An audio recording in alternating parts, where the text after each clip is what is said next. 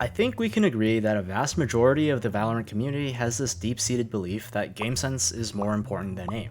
Whether it's from pro players, coaching content creators, or even your average ranked player, Jet, revive me, use your ulti, Jet. you've probably been told that focusing on decision making and game sense is the way to go.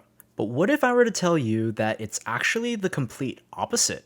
Okay, so before you guys crucify me or dislike the video or God forbid, head to the comments section. Please don't head to the comments. Oh, please. Hear me out. I'm royalG, a Radiant content creator and coach who has played FPS games for many years. I played at a semi-pro level in CSGO. royalG, I read his name down. He's online faced it, I won't queue. And I've also coached teams and individuals in Valorant to improve at rapid speeds. I don't give out advice that I don't wholeheartedly believe, so if you thought that this was a sensationalized take, buckle up, because by the end of this video, I'm going to not only teach you about the fundamental balance between game sense and mechanics, but also explain and hopefully prove to you why focusing on game sense is practically inefficient, misguided, and also for the weak. So before we begin, something that needs to be cleared up is that I'm not trying to prove that game sense isn't important or aim is the only skill you need. It's just that if you were to ask people to give an estimate of the balance between aim and game sense, it's more likely to hear something like game sense 60, aim 40, or game sense 70, aim 30, rather than the other way around. Personally, I would consider the balance to be much more skewed towards aim. But let's not get lost in arbitrary metrics, let's focus on the insights. Let's set the stage by first getting an idea of some common arguments for why people believe game sense is more important. First of all, game sense gives you the ability to read your opponents more effectively, which also means you can outplay them more often. If the enemies turn around or full blinded, you don't need good aim to win. Conversely, even if you have good aim, you can't really win if you're stunned, flashed, or looking the wrong way. Second, game sense is better for the long term, because you can build up a stronger understanding of the game at a top level, which is more effective than being an aimer with no idea of how to play properly. Third, game sense is better because aim is not always consistent, which means you can't always rely on aim to win your gunfights. Even your favorite streamer tends bottom frags sometimes, which means you will too. And speaking of tens, he as well as many other pros have said that game sense is the most important, so it's probably a good idea to trust them. I mean, these are all pretty strong points. Bro, how am I supposed to prove these guys? Hi, royalG here. Today I want to cover an American sports film called Coach Carter. Spoilers ahead. Watch out and take care. Whoa, anyways. So for some context, Coach Carter is a basketball coach who just got hired at this high school to try and turn its basketball team into a respectable team. And by the end of the movie, they end up becoming championship finalists. So how does he do it? Well, the first thing he does before teaching these guys who aren't new to basketball or anything is have them do tons of push-ups and conditioning training. Why? Well, simply because you can't teach someone real basketball if they can't run fast. So I know you might say that this is dramatized and it's a movie, but it's also based on historical events. There was an actual Coach Ken Carter who did this, and according to him, the most inaccurate part of the movie wasn't his representation, but the players and their personalities. And while I don't think I'm anywhere near the level and legacy that this Coach Carter guy probably had in real life, I did a similar thing too in Valorant. I coached a team in a Cloud9 league and focused mainly on building their mechanics before building their team play, and ended up leading them to win the whole thing. If you're interested, you can check that series out, but the point isn't to brag, but instead to say that if I can train a team of Ascendants and Immortals to outpace their peers through fixating on mechanical mastery, then why shouldn't that work for you? Well, for one, you don't have an environment that pushes you to improve and learn with like-minded players who are all trying to level up their gameplay. That's why I want to introduce to you guys Gosu Academy, the place for you to start really learning how to play Valorant.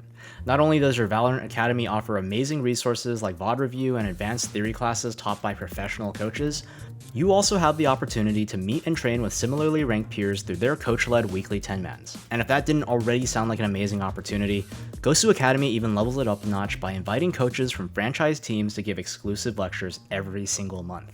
So not only are you learning from the industry's top coaches, you also get to improve with passionate players you'll rarely get to see in your typical ranked games. In fact, you might even see me show up sometimes to give a lecture or two. But that's not all.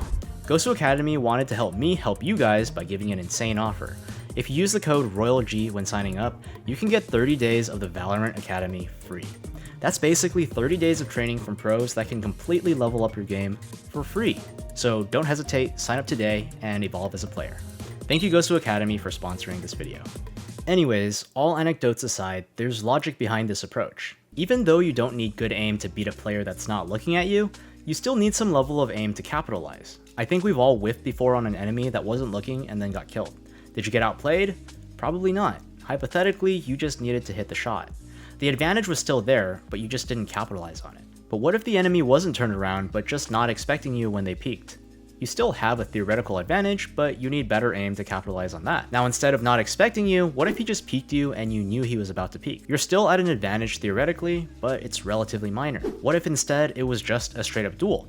I mean, the list goes on. Now let's take a step back and consider these two players in this situation. What if the enemy was a gold player and you were a radiant player? Well, you probably win every time. Even in the straight up duel, you'd still win maybe 9 out of 10 times. But let's say the roles were reversed. Instead, you're the gold player while he's the radiant. Maybe in the situation where he's turned around, you'd have a good chance of winning. But what if he just peeked and wasn't expecting you? He might be able to react in time to beat you still. What if he's just forced to peek you? He probably still wins that fight like 8 or 9 out of 10 times. Why? Because he just has better aim and mechanics. If you think about this from a theoretical standpoint, the only way you as a gold player can beat this radiant consistently is to somehow make him turn around every time you fight him. Either that or find some way to outplay him with numbers, strong utility, or avoid him altogether.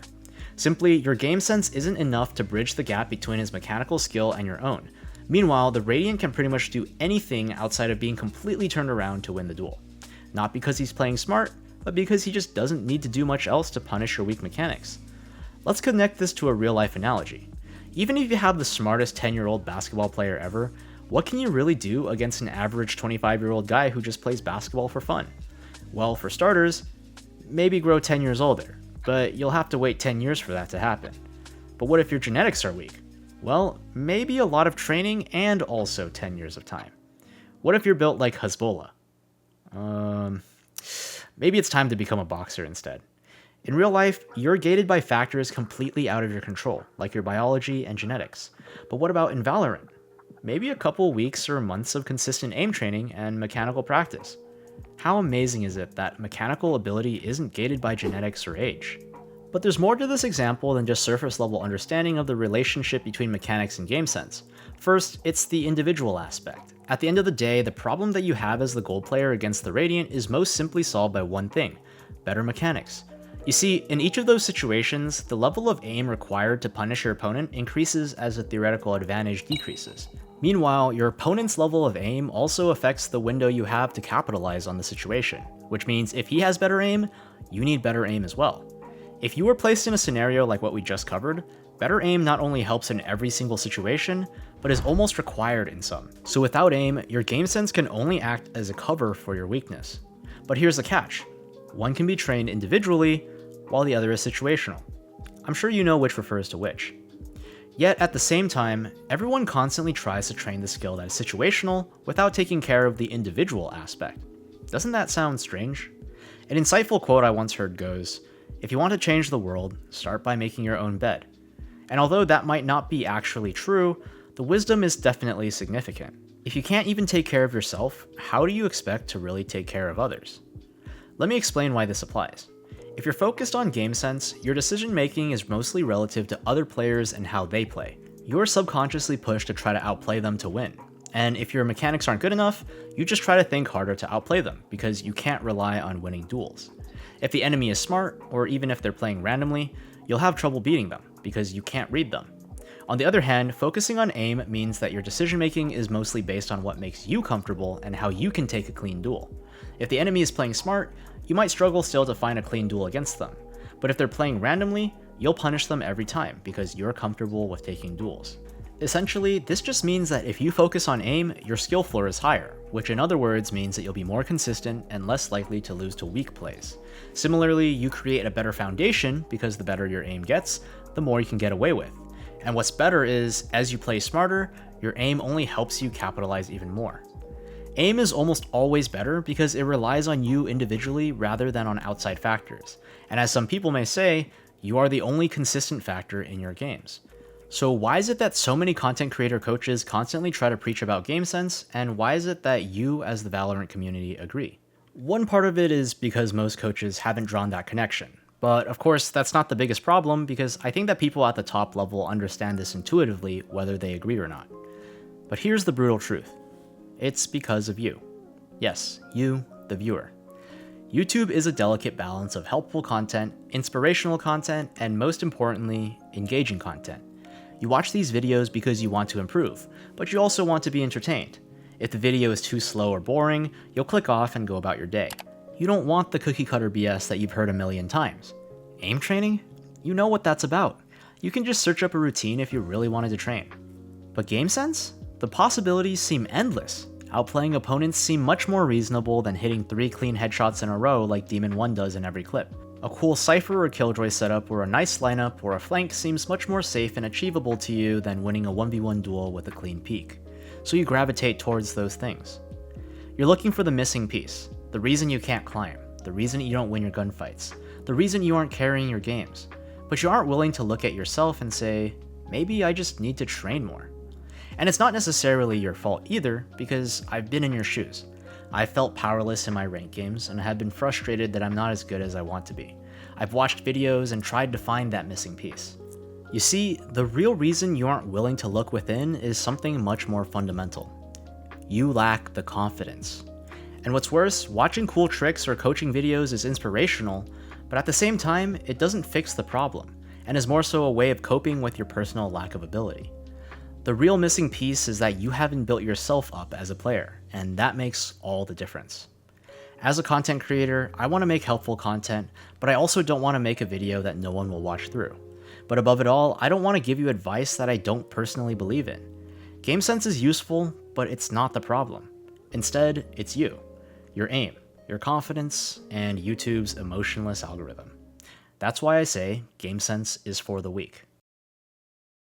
Hey guys, hope you guys enjoyed this video. Game sense is a really big topic, so this is actually the first video of 2 or maybe 3 that I'll be making about this subject. So if you're interested in learning more about my philosophy and insights on Valorant as a semi-pro FPS player turned content creator, feel free to subscribe and stay tuned. With that being said, take it easy.